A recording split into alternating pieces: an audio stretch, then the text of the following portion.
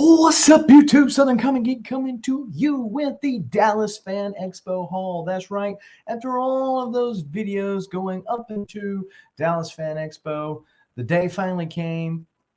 Days finally came, and the days finally went. And I'm here to show off my thoughts about Dallas Fan Expo as well as my pickup. So if you want to see what I picked up, stay tuned for the video.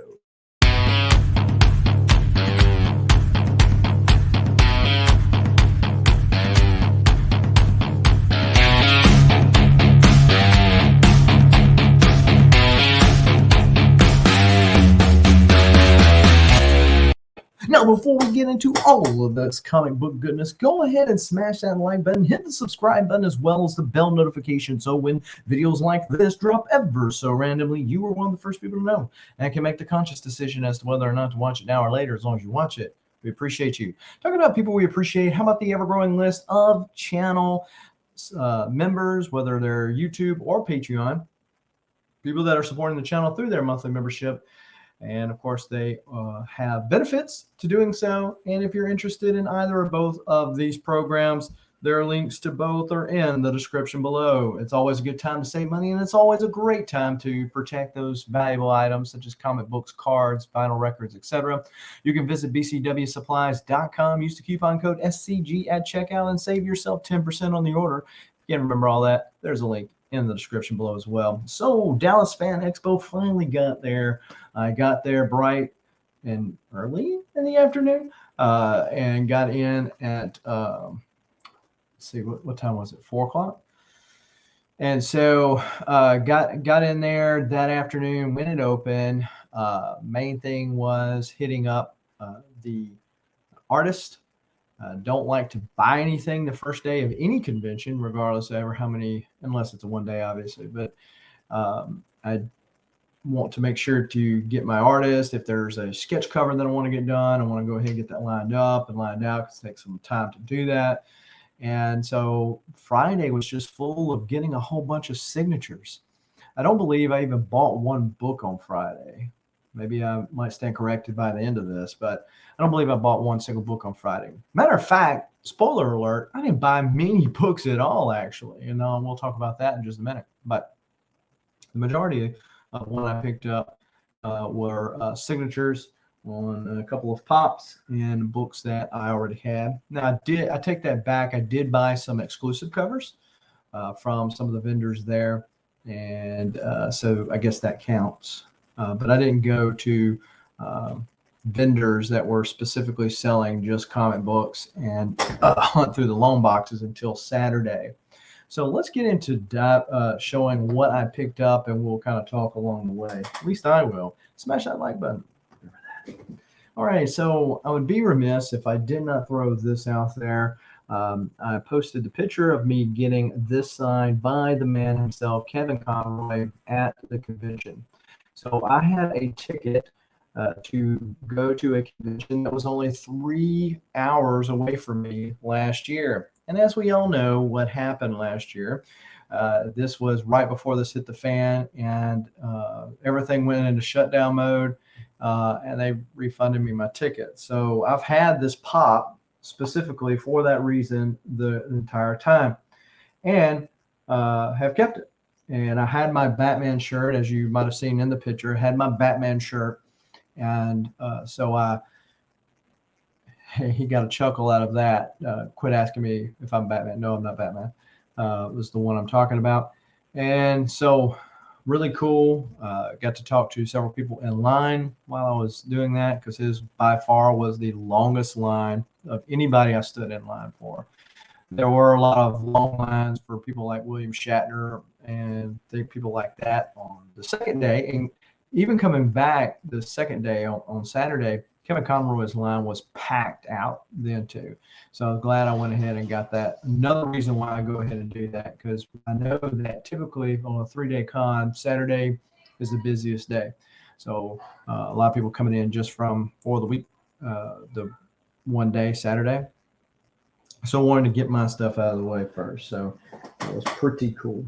Next to him, as I was standing in line, Billy West, who did the voice of Doug, Ren and Stimpy, a lot of other characters, was next to Kevin Conroy, and his line was pretty long. It wasn't quite as long as Kevin Conroy's, but it was pretty long. And as I had one person in front of me ready to go to Kevin Conroy, and there was nobody in Billy West's line at that point. I said, well, I'm just going to kind of jump over there, bim, bam, boom. Won't have to wait in line. Before that could happen, he puts the thing, says, hey, I'll be back at 7 o'clock. So I had to come back. But he signed my Ren and Stimpy Pops. So similar story to this. I bought these actually earlier this year when he was supposed to be at Huntsville Comic Expo. That didn't happen. So I got him to sign these the other day. And I also got him to do this for me, which you'll probably see more often now. Hey, this is Billy West, and you, an idiot, if you're not watching Southern Comic Geek. You hear that, Stimpy? Yeah, I heard it. I'm a Northern Comic Geek. Yep, so he did the little intro or outro for me, and so glad to have picked that up. And that was all that I got on that side of the world. There were a lot of anime people. That's where most of the cosplayers went, was down there. People that were really interested into the animated voices. A lot of the Star Trek characters, William Shatner, George Takei, and some other ones were there. And those lines were super packed out Saturday, but even Friday was really busy. So luckily I didn't have nothing else to do on that side of the world. On the comic side of the world, aside from Donnie Cates' line, there was not really anybody that was super busy. There was a couple I stood in line for a couple minutes, but it was no big deal. Donnie Cates' line was the packed out one, which is typical. When you go to these cons and you have a lot of younger collectors, nothing wrong with it, but everybody's looking for the flavor of the week, and Donnie Cates is it. His wife, Megan Hutchinson, was there too, so I'm sure she got her fair share. But, you know, I told my son, I said, look, if I get it, fine. If I don't, that's fine. I'm not a Cates hater. I'm just not a huge fan. Some of his work I like. And, you know, there were a lot of other ones that we'll show the signatures for that I was a lot more enthused about seeing and getting signatures on. So let's show some of the books that I picked up on Saturday. Got Incredible Hulk 92. This is the Start to the Planet Hulk saga. I had the dollar version of this, but wanted to get an OG version. So I only need, I think it's 88 or 89, which is not a big book. It's just I haven't seen it yet in the wild, which is how I've been collecting these Hulks, is organically via random YouTube auctions, IG auctions, or in the wild as I'm hunting, as opposed to just specifically going on eBay and punching in the number and calling it done. But this is the only, that would only need one more to complete volume 2 of the Incredible Hulk. Then we got Immortal Hulk number 8. Number 11. So now I only need one more Immortal Hulk to have the full run of Alex Ross covers. Well, aside from 50, which hasn't come out yet at the time of this taping. Then I needed a couple more of the Incredible Hulk. 256. I think this is the first appearance, or early appearance at least, of Sabra, the Israelite mutant. Then we got Incredible Hulk 265, which is a early appearance of this team, the Rangers. Then I picked these up on the cheap. I always like to pick up these Image newsstand copies just on the cheap, if I can find them on the cheap. I got this one for $1. This is Wildcats number 3, newsstand. And of course, one of the million, no, seriously, I've got probably as many or almost as many of Wildcat number 2's Prism. I have some of the newsstands ones, which are not Prism, but this is the first ever Prism cover, and some Jim Lee goodness. And so I picked this up for $1 as well. Bloodshot number 19, some Clinton Crane goodness. So had a copy because I've got all of the Bloodshot issues, at least one copy of each. And this one was a Clayton Crane, and it was only $1, so I couldn't pass it up. couldn't pass it up. So the Incredible Hulks I got from Duncanville. They have a comic shop there in Texas. Me and Vincent McLean, the Comic Machine, went the end of last year. Pretty nice shop, and they were the ones that hooked me up with those Hulks. I got this guy right here. This came out at the con, or while at the con. This is Primordial #1. Jeff Lemire and Sarantino, I believe, the team that brought us Gideon Falls. This is John Jang cover, and John Jang signed it for me. Unfortunately, Frankie's did not have that Friday. I got most of my signatures out of the way, but I had to wait till 12 o'clock, which wasn't a huge deal. I just kind of timed it to where I had done everything I had to do. John Jane got there on time, so it wasn't a big deal. And I got him to sign that one and another one that went out to somebody else in the community. And we called it a day at that point. So I would like to have gotten them done when I got John Jane to sign my other covers, which I'll show you in just a minute. But, you know, what are you going to do? What are you going to do? So let's see what else we got right here. So talking about John Jang, how about a Soundwave signed by John Jang? This is a 1 in 500 or 1 in 1,000. I get them and Grimlock confused, but very low print runs. Of course, the Megatron one's pretty sick as well. Always got a safe bet with Optimus, and so you'll see, spoiler, you'll see Grimlock in a little bit. These, trying to sort through them and get everything put up.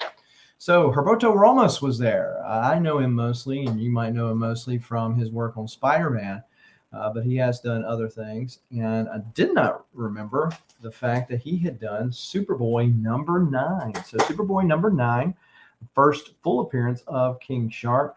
He done the interior art. Tom Grummett done the cover here. And this is a newsstand. So got him to sign that. And I picked this up from his table. This is Little A and X Marvel.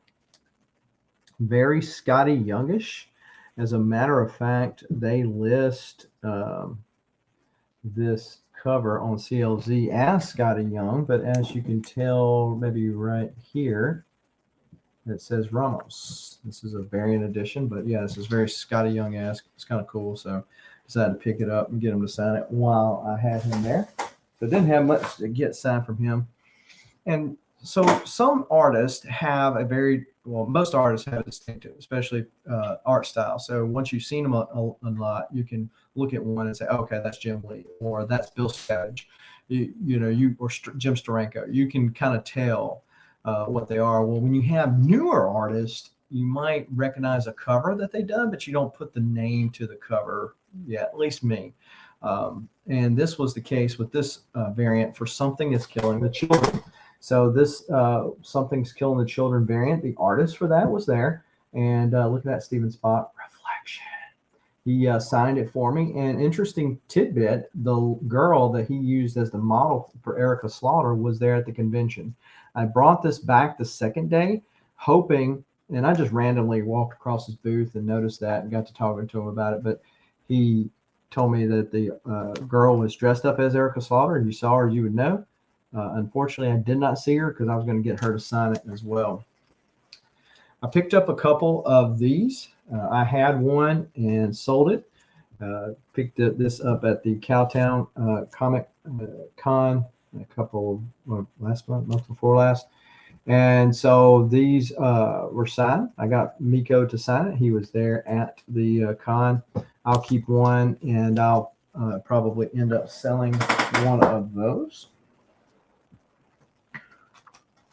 Picked up this puppy for half price. So basically, I still haven't decided what I'm going to do with my Batman. Do I go for the jugular? Do I stop at 100? Do I just stop now while I'm ahead, or what?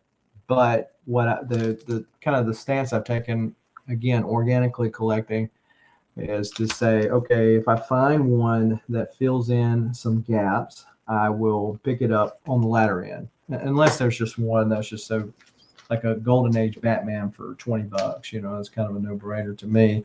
So that's the case with this one. So 175, 176. So when I got this book right here, it was half off at one of the booths there. And this is, he told me, he said, look, you're lucky you found that because I don't keep those random books. I said, look, I know it's aggravating to me because I have the keys basically that I want to get. But you know, you're paying a lot of money for a booth. You're going to put stuff up there that people are going to buy, people are looking for, like the first Kang or the Fantastic Four #1 or whatever that people want to get. And so it just happened to be that he had one of the numbers I needed. So now I have issue 174 forward. So 174 forward. So that's pretty cool. I got to talk again with the guy that wrote this with his son, who also is with Scout Comics. And told him, I said, I'd try to look you up on IG to let you know that I enjoyed the book that I got. I got the Shepherd Omnibus when I was at Pensacon a few months ago.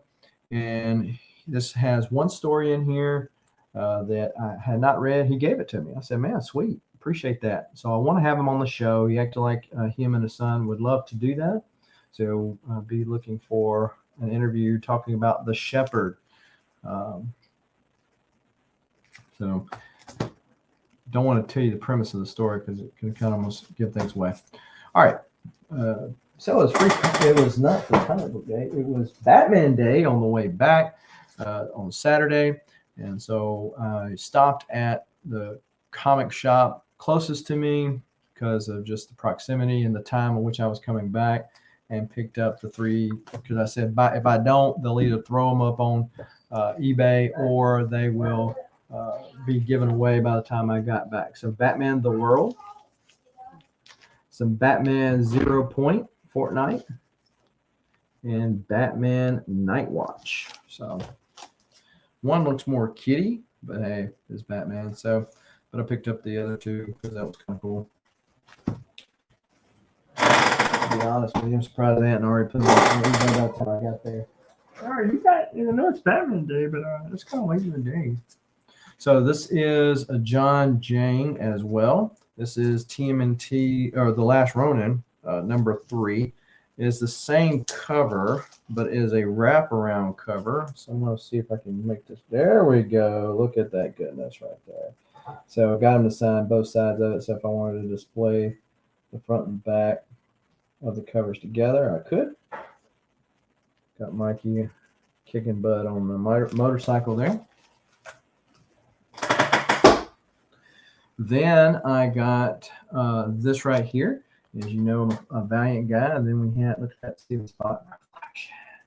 But I had not seen this cover, but the guy who done the cover was there. And this is some cool Eternal Warrior there, Fallen World. And he also did this cover for The Last Ronin, another cool cover. This was the last one they had, very low print run comparatively to some of the other Last Ronins. And so got him to sign that and got him to sign this one. And he threw me in a print of that Last Ronin 2 for talking with him. Mentioned the Grimlock John Jang. So that's that one. Unity 2000. So this is the story 1 of 6. There never was 6 issues printed, according to Joe Rubinstein. They done them. It just never got to print. So this was kind of Valiant / Acclaim at the end of that run, and they ran out of juice. They were trying to bring all the guys back to have one last hoorah and hype things up, but they were also a victim of timing. Because this was towards the crash of the market. So I had already got Jim Shooter to sign this a few months ago, got Joe Rubenstein, and if I run into Jim Starlin, I'll have the trifecta. I got Spider-Man 26 signed. I already had Sam De La Rosa do this whole, there's a whole backup story that's in the back of the book. So he also signed it. Oh goodness, what is it? Renee Witherspoon, something like that.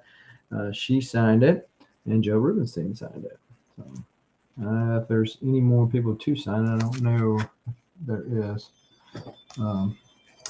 So went to Peter Tomasi's table, and he had this Detective Comics 1000. I had to do a double take because this is the Alex Ross cover. It's the remake of Detective 27, and it's a pretty expensive book. But then I got to noticing, this is the Spanish version. So this was right up my alley. Batman,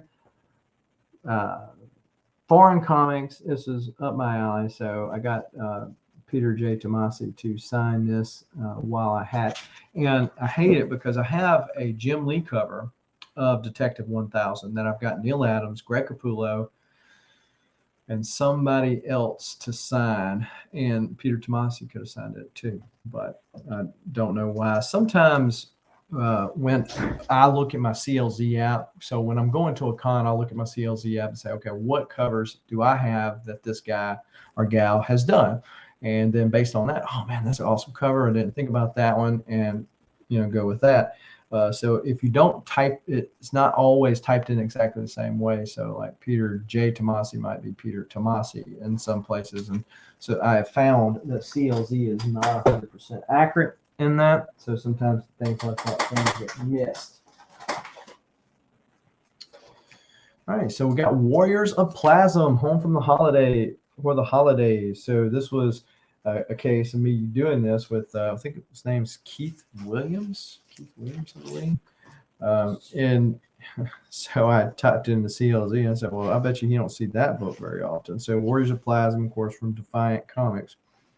And he inked this book.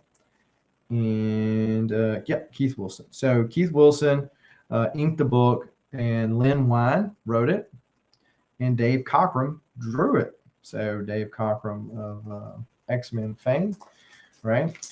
Done this book, and he told me one that he does not see it very often, and that two, he basically called him up and said, hey, would you like to ink Dave Cockrum? He's like, yeah. And it's like, okay, you only got so many days to do it. So it's fun when you're talking to the creators that you find stories like that they remember. You pull out a book that they don't see very often. All right, so I got this right here. Marvel Comics Presents 86, first appearance of this guy right here, Cypher. And I had already got Sam De La Rosa and Peter David to sign, and now Jay Lee to sign it. This is the infamous, depending on who you talk to, the Valiant Sneak Peek. Notice the misspellings there. But this is the book that they got to try to hinder Dinesh from taking the Valiant properties forward out of bankruptcy. And Jay Lee done it. So Jay Lee done the art for him, But so Shadow Sip, check that out. I told him I should have put on there that I wasn't the first, but I was the best one that he got signed. Jay Lee seemed to be a nice guy. Got to do this cool X Factor 85. So this X Factor 85 is probably my favorite of Jay Lee's stuff. So Peter David, which is pretty prolific on the con scene, Jay Lee and Al Milgrom. So if I go to Nashville Comic Con this week, I'm going to get him to sign that as well, Al Milgrom, that is.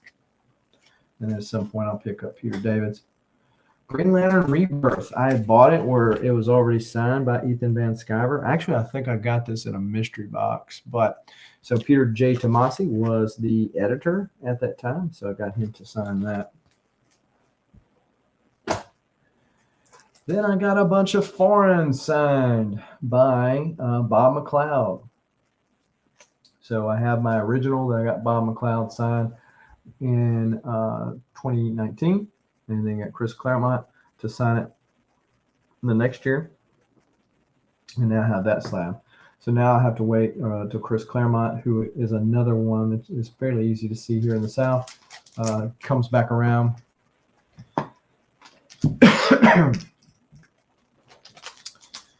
All right. And then, yes, the Greek edition of McLeod. So I said, yeah, I've got a bunch of copies of these. He's like, oh, wow, where do you get these from? So again, it is always fun. This is Amazing Hero 16, which if you count previews is the first appearance of the new mutants. Yep, then we got some Spanish, the Italian, French. I think this is the German. I think this is the Dutch.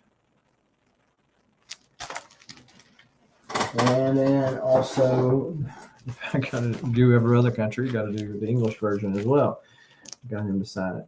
I bought this for Chris Claremont had already signed it. So got all of those done.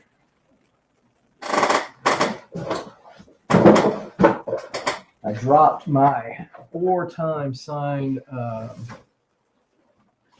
X23's first appearance off with CBCS. I went back and forth as to whether or not to do it just as a reholder or to have it pressed and hope for something better. I elected to not take my chances and just to pay $10 and have it reholdered. It had that ugly pink signature label on there. Let's see what my wife wants.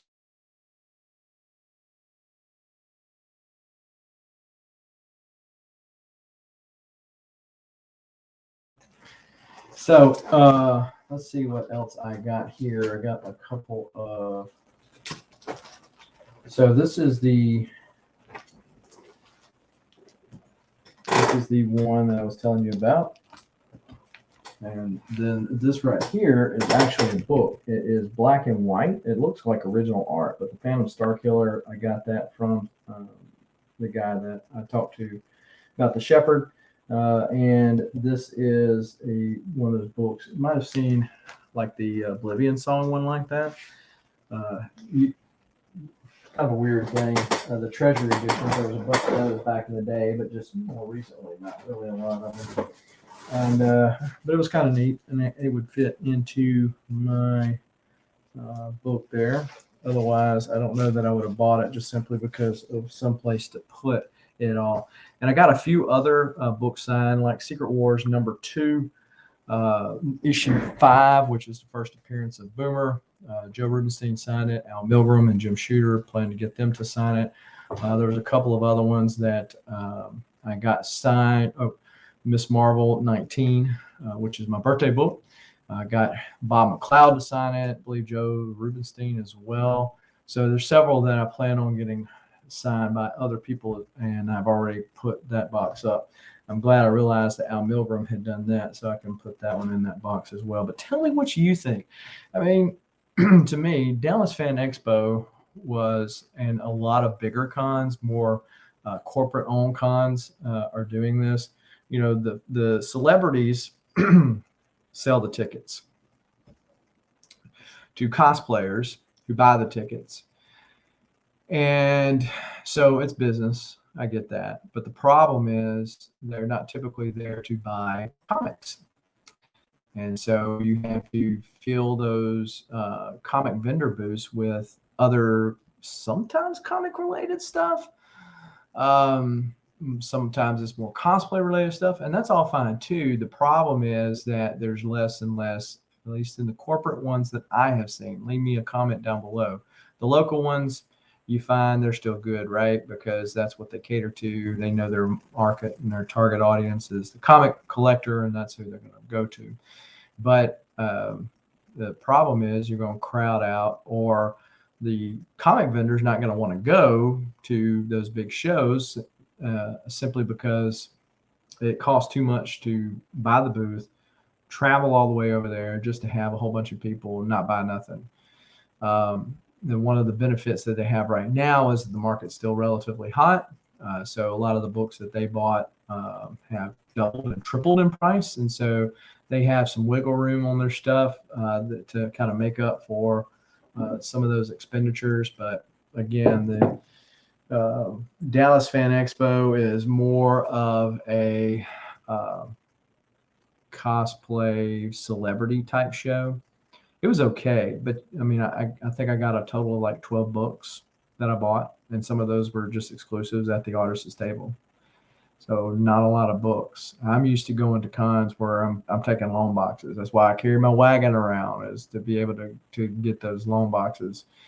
There were some $2 bins, no dollar bins, no big discounts, which they know. Hey, if I don't sell it here, I can sell it somewhere else. So it's not really a big deal. So it's kind of the victim of the market right now. But tell me what you think. Have you been seeing the same thing regarding the cons that you go to, maybe cons that are in your area? Let me know in the comments down below. Are you back in the swing of things, going to more cons and having to wear a mask and all that other kind of crazy jazz? Let me know in the comments down below. I do appreciate you for taking the time to watch this video. As always, keep reading and keep collecting. Adios.